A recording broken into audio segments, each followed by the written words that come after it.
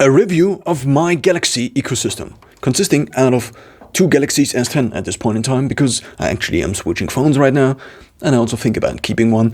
But then I have the Galaxy Watch 4, I previously had the Active 2, and I also have the Galaxy Buds Live with no previous iteration. So therefore these are the three items out of the Galaxy world I use. I don't have a Galaxy notebook. Is there even a Galaxy notebook, or is it just a Samsung notebook? I don't know. Here is what's very nice. It all kind of just plays together, and this is something I hoped for, and it actually works out quite nicely. This means you're on the watch, and then you can just adjust the volume of your earbuds, for example, which is nice. You also can just use the watch and connect them to the earbuds, and they kind of automatically, not most of the time. So the Galaxy Buds have a kind of connect automatic feature, but it doesn't really work very nicely, because obviously my notebook, for example, is not a Samsung notebook. So therefore it doesn't really work in this way.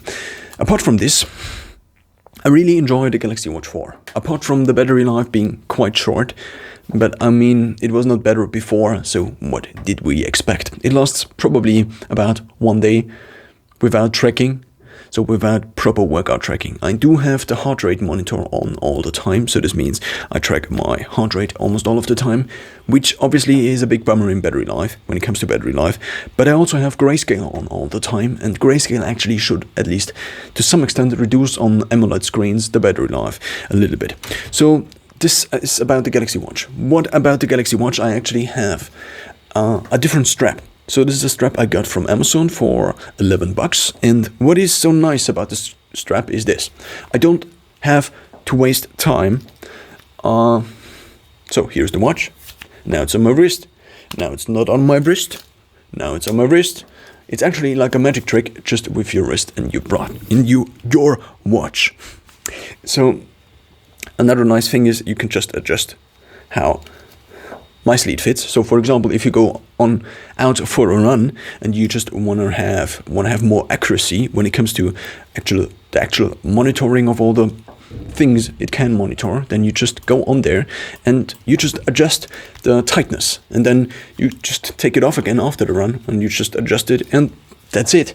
And you don't have to be in a shop, for example, if you pay with the watch, which is something I also already tried, and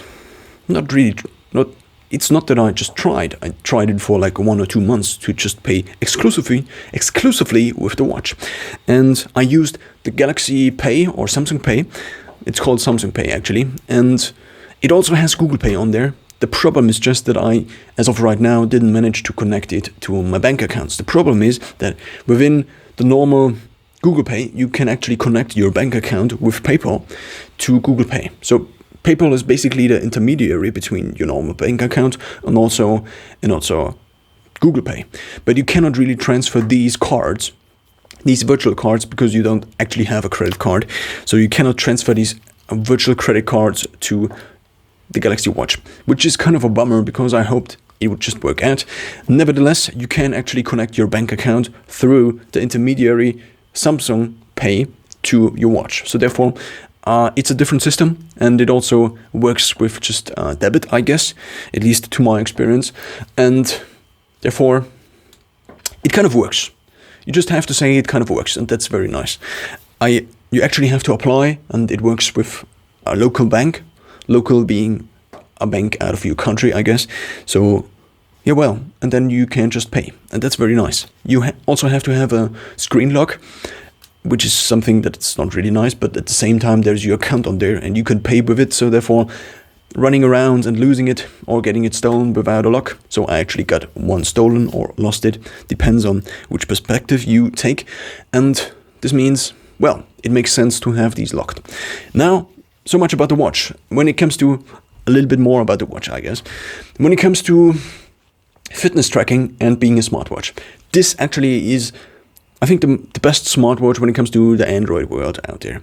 When it comes to the iOS world, obviously the newest watch probably is the best one. But when it comes to the Android world, this is the best of two worlds. It's the best of the previous Samsung watches with Tizen OS, and also the Google Wear watches that had like Google Pay and also Google Fit, which is also really nice. But this watch actually has both on them, because Google and Samsung were like, how about we merge our operating system and just make it one? And that's what they did with this watch. When it comes to tracking your fitness, obviously there are better watches out there, but they then fail in terms of how many apps you can actually load on there. Because you can now use the Galaxy apps on there, so all the apps that were available for Tizen OS previously, and you also can just use the Google apps.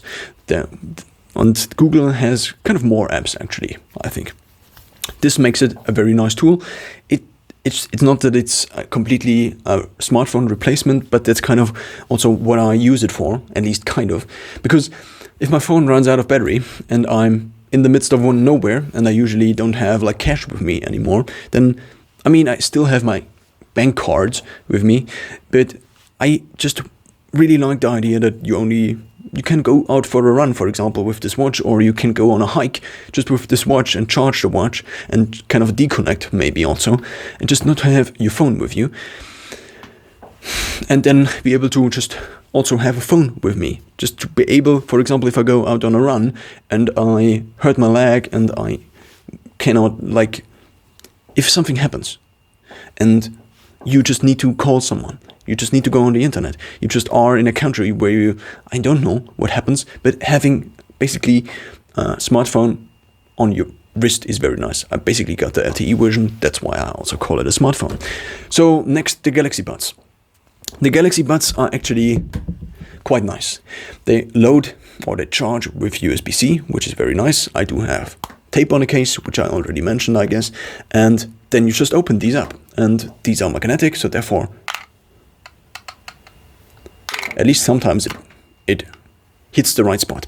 Then they have a charging LED within there, so it actually is charged. And also the case has a charging LED, which is here on the other side.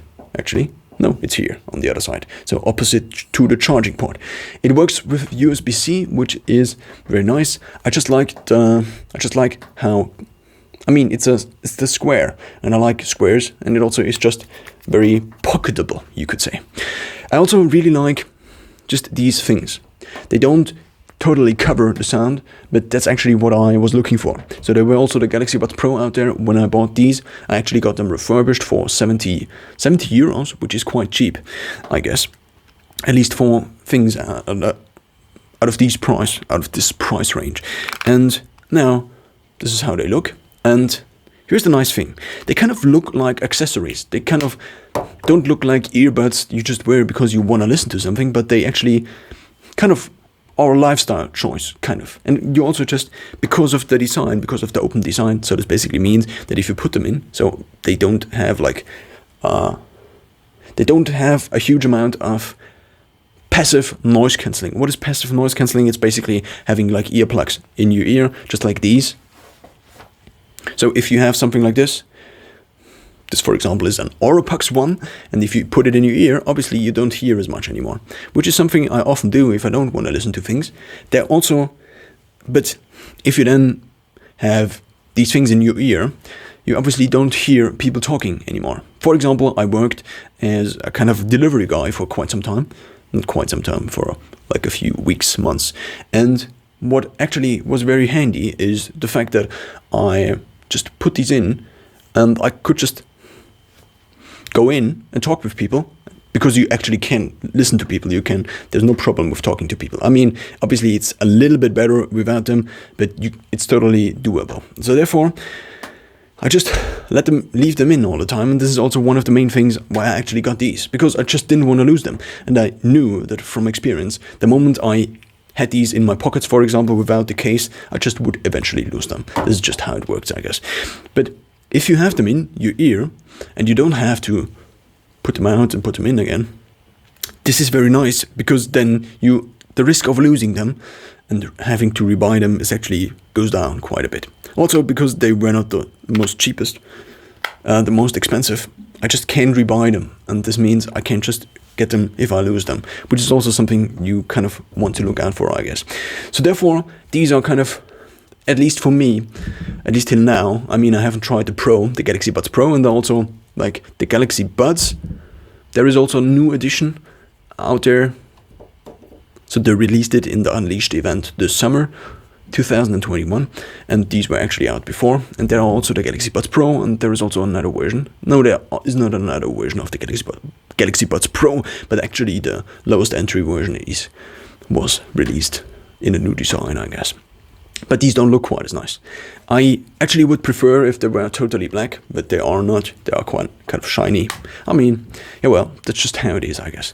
And about the Galaxy, about this phone. So this is the Galaxy 10, Samsung Galaxy S10, and it still works kind of. It also is already kind of slow. I use the Nova launcher, which may be a reason, and I also have quite a lot of apps on there. It's also the version with the 512 gigabytes, which I kind of need because I have 250 gigabytes of apps installed, and it's not that I couldn't somehow manage to get down to like 120 gigabytes of apps, maybe, but I just use a lot of these things that just require a lot of apps.